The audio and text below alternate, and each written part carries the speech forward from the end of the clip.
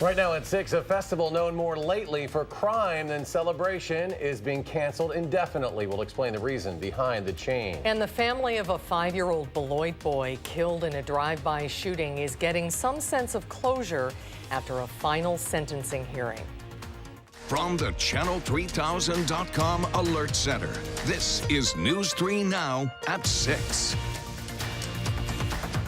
Fitchburg Days is no more. The event organizer has canceled the event indefinitely. Our Keely Arthur is here now to share the reason behind the decision. Keely? Well, that's right, Eric and Susan. The event's organizer was denied both sound and alcohol permits from the city of Fitchburg. He says without those key components, putting on the event isn't possible. But city officials say not to worry. There's still lots of festive fun planned in Fitchburg this summer. When I was a kid, there were some fireworks involved. Eric Richardson is new to the role of mayor of Fitchburg, but not new to the city.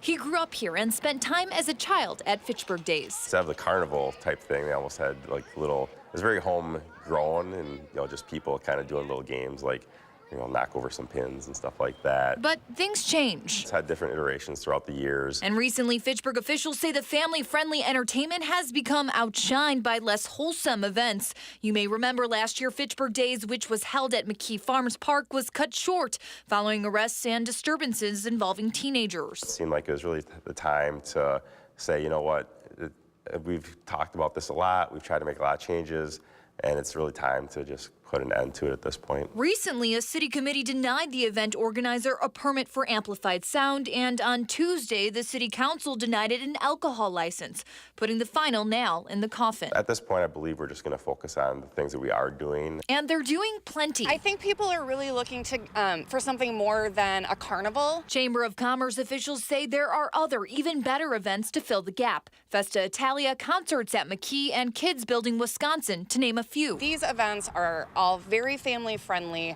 live music, like high-end, delicious food cart food, and of course, beer and wine. All the fun, Richardson says, without the fear of problems. It's time to just move on. Now, I did chat with Jay Allen, the organizer of Fitchburg Days. He said the community is losing its largest event, which drew people from all across the city and was a lot of fun for most of them. Well, that's for sure. Thank you, Keely. Next at 6, we're waiting for damage estimates from a fire at a home in the town of Cottage Grove. Just before 3 this afternoon, crews from 4 departments responded to the fire on Lotus Lane, east of Door Creek Park. Officials say nobody was home when the fire started. Columbia County emergency management officials say the Wisconsin River is back down now to a moderate flood stage, 18 feet. The DNR still monitoring the levee system that forced evacuation Sunday night due to erosion problems. The department hopes to start making some repairs on Saturday once the water level falls below 17.5 feet. Residents are asked not to return home until the roads are reopened. That's expected to happen by the end of the day. City of Madison's engineering division wants to know how many people still have sandbags from last summer's historic flooding. They're asking residents to fill out an online survey. They'll then use that information to determine where and when they might hold curbside collections. You can find the survey on the City of Madison's homepage. It's nice and clear outside tonight. Let's get a first check on the weather with Gary Canalti. Gary? Well, we've got sunny sky. We had sunny skies for much of the day today. There were a couple of sprinkles down toward Beloit, but that was pretty much about it. Tomorrow we'll see a little better chance for a few showers. You can see a visible cloud track. Those clouds trying to creep from northern Illinois right along the Illinois state line to the north and west. Another little bank of clouds with no precipitation in those. But you can see on Doppler track those very light showers, mainly through northern Illinois, now out over Lake Michigan and moving away from Wisconsin. Low temperatures this morning were as cold as 27 degrees in Black River Falls. Generally around the lower to middle 30s to upper 30s over much of southern Wisconsin. A few places to our south were in the lower 40s. High temperatures today, very nice in the mid 60s. A few places hit the 70-degree mark, especially north and west of Madison. Near Lake Michigan, temperatures were in the upper 50s to around 60. And temperatures right now still in the 50s near Lake Michigan, but 60s across the rest of southern Wisconsin. By tomorrow morning, those temperatures will be in the mid to upper 40s. We'll look for clear skies overnight, but tomorrow we'll see variably cloudy skies. Could see a few scattered showers or high temperature at 68. That's your News 3 Now First Alert forecast. Okay, Gary, thank you. Today is the 20th anniversary of Denim Day to raise awareness about sexual assault. This day of recognition started when an Italian Supreme Court overturned a rape conviction because they said the victim's jeans were too tight to have been removed without her consent. In response, the women of the Italian parliament wore jeans in solidarity. Today, Dane County Executive Joe Parisi says the incident is an example of the pervasiveness of sexual assault. In a news conference this afternoon, he and his wife, Erin Thornley Parisi from the Rape Crisis Center, made a call for action. You practice consent throughout your day, every day. You teach your young children and all of those around you that consent is something that we all should practice. And if you don't hear it and you don't hear it enthusiastically, then when it comes to sex, you have not had sex, you have committed sexual assault. The Rape Crisis Center has a 24/7 helpline to help sexual assault survivors heal and find the support services they need. That number is on your screen. It's area code 608-251-7273. The Wisconsin National Guard is now under federal review for its handling of sexual assault and harassment allegations. Governor Tony Evers and U.S. Senator Tammy Baldwin called for that assessment last month. Over the next several months, a team of experts from the National Guard Bureau's Office of Complex Investigations will look at the Guard's policies, review allegations, and provide recommendations for prevention. They'll also talk with current and former Guard members. After more than 3 years, those impacted by the 2016 murder of a 5-year-old Rock County boy finally have closure, as the last person responsible for the shooting of Austin Ramos Jr. received his sentence earlier today. Rock County reporter Adam Duxter joins us from our bureau at the Janesville Gazette with why today's sentencing means so much to so many. Adam? Well, Susan, many have a hard time believing it's already been more than 3 years since we first learned about the tragedy involving 5-year-old Austin Ramos Jr. of Beloit. Today's final sentencing, the ending of a final chapter for so many involved. I hope one day Mr. Martinez can plead with God and ask for forgiveness for all the wrong choices he has made in life. Members of Austin Ramos Jr.'s family asked not to be on camera, but had words for Hugo Martinez in court today. Our family will never be the same, and we will never get to hear his voice. Martinez given the maximum punishment, and with it, 3 years of uncertainty comes to an end. Pivotal for parents and prosecutors. This has been a long process. This has been 3 years in the making, a lot of hard work. Assistant District Attorney Mason Braunschweig has handled the prosecution of Sergio Reygoza Ortiz, Eric Salazar Mota, Isaac Torres, and today, Hugo Martinez, the 4 men responsible for the January 2016 shooting death of Austin Ramos Jr., a case he took on voluntarily.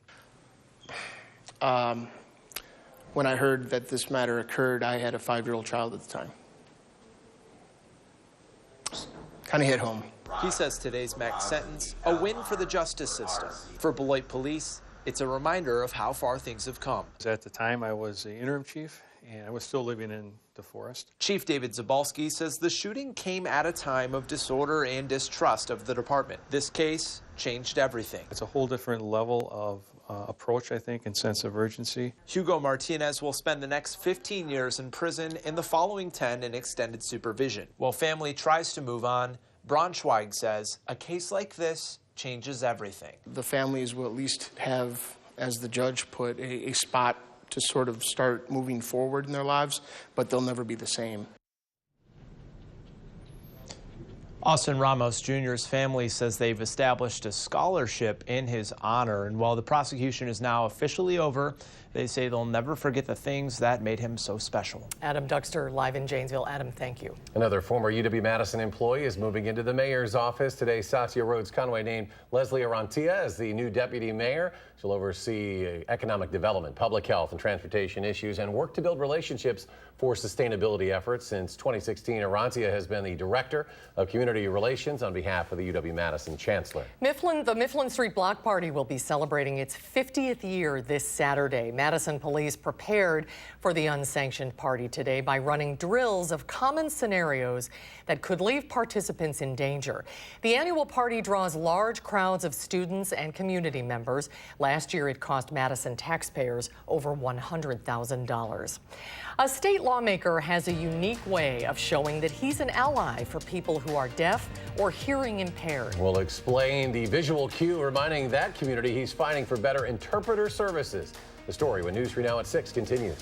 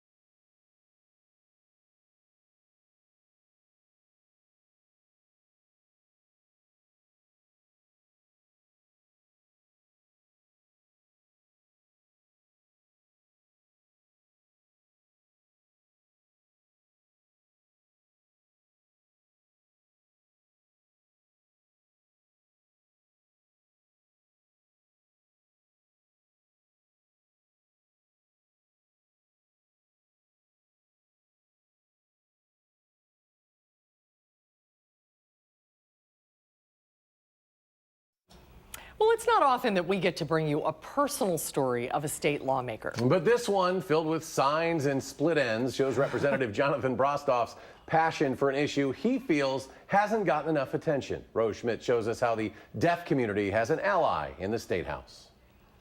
It's quite a hair-raising tale around the state capitol. They were very keyed into the fact that, yeah, this means something. As Representative Jonathan Brostoff has some flyaways that weren't there before. Everyone in the community I worked with knew me to have pretty much a shaved head my whole political career, because that's normally how I roll. He's taking a frizzy approach to passing legislation, choosing not to shave his hair off for the past year. Seeing me would be a visual indicator, a daily reminder that we're going to get this done, and I'm not done with it. But Brostoff says this story is actually not about him at all, but about the community that responds to those visual cues. Within the last number of years, the deaf community is starting to stand up and advocate for our human rights. Katie Voss and Michael Mafucci are working with Brostoff on a new version of a proposal that would create more regulations and protections for the deaf community, with a new licensing board for sign language interpreters. Individuals with inappropriate skills or inappropriate training can make our lives can make it worse. In trying to make sure that doesn't happen, the board would work on a tiered system where only the most experienced interpreters would work in high-risk situations where a person whose deaf's life could be at risk. Some interpreters are not interned in medical settings. They don't understand the terminology, which can lead to deaf individuals, deaf patients, misunderstanding, and having an impact on their health. They're also hoping the bill would bring in new interpreters to the field to work in that first tier, as Wisconsin is currently facing a shortage. Every day this bill doesn't pass, it's getting worse. Brostoff is hoping his new do serves as a visual reminder of that, and is vowing to keep his locks until the proposal gets through the legislature, something that didn't happen last year. Regardless of what happened last cycle, we're going to get it done, and we're going to advance deaf rights in Wisconsin. When the bill was proposed last year, it had broad bipartisan support and passed the state assembly, but stalled in the Senate. As for Brostoff, he says when the proposal finally passes, he will get his hair cut at a deaf-owned salon in Milwaukee. If your commute takes you along Verona Road, you likely ran into some delays, maybe even a wrong turn today. The next phase of construction proving even more difficult for business owners in that area. We'll hear from one of them next. It's looking like a nice night to open the windows, let a cool breeze in, but some April showers are coming back into the picture. Gary will have the forecast when we come back.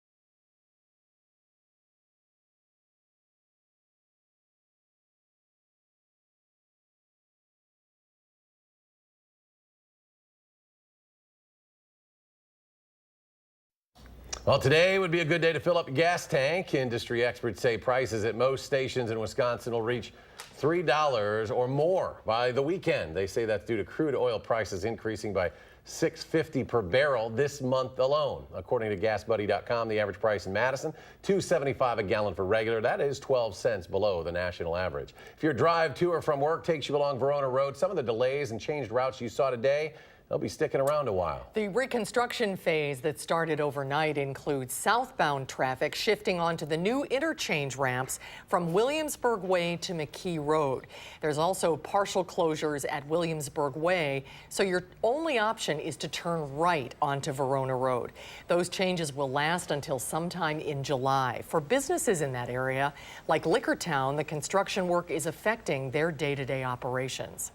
This back area, the residents, the neighborhoods, they've kind of kept us going. They've supported us over the years. They've been great for us. But a lot of our business does rely on the traffic that goes out here on Verona Road, getting to and from our sign. So that hurts. Lickertown's manager says sales during their busy summer months will take a hit. And unfortunately, when this phase of the project ends, the work on Verona Road still won't be done. Well, pretty much all of us saw some sunshine today. I think Gary said there were, a sprinkle or two somewhere out there? I think like Beloit. You got one little stuff? There might have been like the southern couple of blocks. Nice to have sun today, though, because by the weekend, it's not looking too good. No, Saturday, everybody will see rain. And the question is it just going to be rain? Oh, boy. And so let's start out by taking a look at visible cloud track today. You can see those clouds across northern Illinois, just kind of getting up into southern Rock County and southern Walworth County. But you can see skies have cleared out pretty nicely. There's another little band of clouds to our north and west, really not affecting very much. But on Doppler track, you can see those sprinkles now moving eastward very rapidly across southern Lake Michigan. To our north and west, there's actually a weak cold front with some showers, even a couple of isolated thunderstorms along it. By the time it reaches Wisconsin, the air here is pretty dry. So we're just expecting a few scattered showers and not even a thunderstorm for tomorrow. But Saturday, that's a different story. We have an alert day in the forecast for breezy and cold conditions, high temperatures only around 40 degrees, and an occasional rain. But there could be a mix of rain and snow, especially north of Madison, where temperatures might stay in the mid to upper 30s. Now, that would be warm enough to keep the snow from accumulating, but cold enough to give us a mix of rain and snow. Crazy Legs Classic on Saturday, rain and snow showers, high temperatures, or temperatures during the morning hours basically going from the mid-30s to near 40 by noon, and that's maybe lucky if that's the case.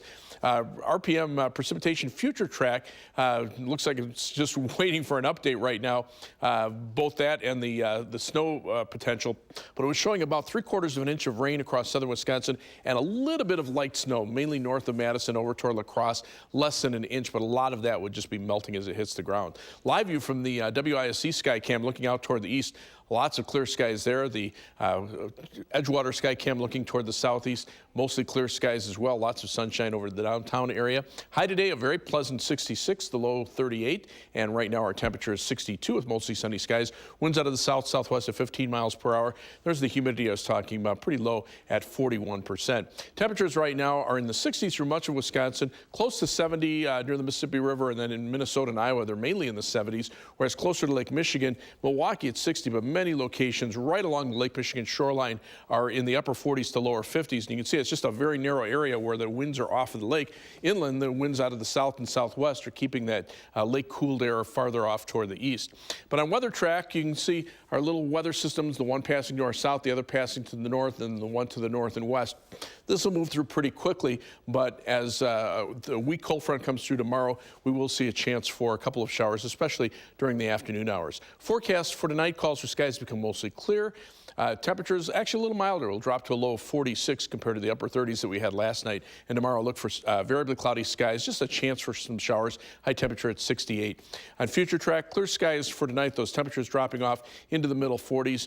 More clouds for tomorrow, maybe a couple of scattered showers. Highs upper 60s. Those should move out tomorrow evening. We'll clear out later tomorrow night with low temperatures in the lower 40s, and then temperatures in the upper 50s to the lower 60s on Friday. So a little cooler with a northwesterly wind flow. 7 to 10 day forecast. There's that chilly day on Saturday with a high of only 40, back to 54 Sunday. Rain chances early next week and then warmer and drier toward the end of next week.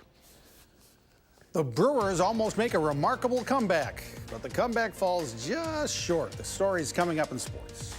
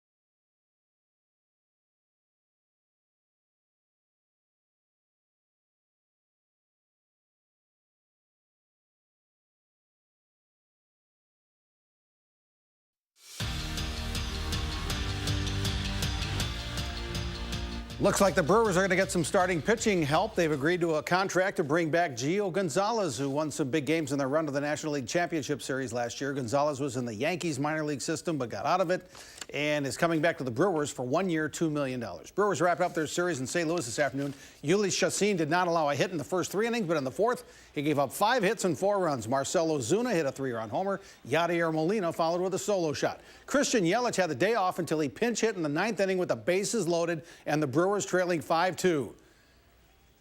But the ump said Yelich went around on strike 3, and in fact, he did. So the Cardinals win 5-2. Brewers are struggling. They've lost 4 in a row, and 7 of their last 8, in fact. Eric Thames hit a first-inning homer for Milwaukee. Brewers now 13-13 this season. All of a sudden, they're in 4th place in the Central Division. Brewers then jumped on a plane, headed to New York after the game. They'll play the Mets in a 3-game series starting Friday night. Badger softball hosts a doubleheader at Goodman Diamond against one of the Big Ten's top teams, Minnesota. Kayla Conwent continues a remarkable season. She's hitting .488 with 15 homers and now 48 runs batted in. But the Gophers have lost only 1 Big Ten game this season. They are tough. Maddie Houlihan hits an opposite field homer. Gophers win game 1 8-2. Minnesota leads the second game 10-3 in the 6th. The Packers continue their voluntary minicamp in Green Bay today while the front office puts the final touches on a plan for the NFL draft that starts tomorrow in Nashville. Aaron Rodgers and the guys spend their second day trying to learn the new offensive head coach Matt LaFleur and offensive coordinator Nathaniel Hackett. Rodgers is heading into his 15th NFL season. In some ways, feels like his first. This is definitely the most I've actually had to study in the off-season out of all the years because it's a brand new system. It's like learning a new language. A lot of words that mean something in the last offense have different meanings now in this one, so it's definitely been a bit of a learning curve for me. So yeah, the plays look great on the film. It's going to be kind of incorporating them with the guys that we have and finding who those guys are who run those plays best and putting our best players in position to make an impact on the game. The Bucks and Celtics will play their first game of their second-round NBA playoff series at Fiserv Forum in Milwaukee at noon on Sunday. The game will be televised by ABC.